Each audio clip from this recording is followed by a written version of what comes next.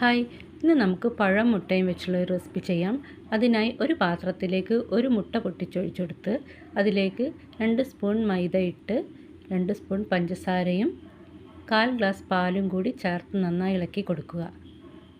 കട്ടകളൊന്നുമില്ലാതെ നന്നായി യോജിപ്പിച്ചു കൊണ്ടിരിക്കണം. 3 പഴം ഇവിടെ കട്ട് ചെയ്തെടുത്തിട്ടുണ്ട്.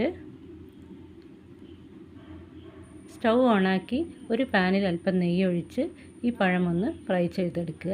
2 ഭാഗവും ഫ്രൈ ചെയ്ത് കഴിഞ്ഞാൽ അതൊന്ന് വേറെ പാത്രത്തിലേക്ക് മാറ്റണം. ഇനി ഈ പാനിലേക്ക് അല്പം നെയ്യ് ഒഴിച്ച് കുറച്ച് മാവ് ഇതിലേക്ക് ഒഴിച്ച് കൊടുത്ത് കുറച്ച് പഴം കൂടി ഇതിലിട്ട് കൊടുക്കുക. അല്പം തേങ്ങ കൂടി ചിരകി ഇതിന് മുകളിലിട്ട് കൊടുക്കണം.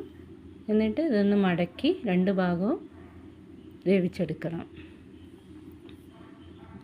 ഇതുപോലെ തന്നെ ബാക്കിയുള്ള മാവിലേക്ക് പഴം ഇങ്ങനെ ഇട്ട് കൊടുത്ത് ഫ്രൈ ചെയ്തെടുക്കുക.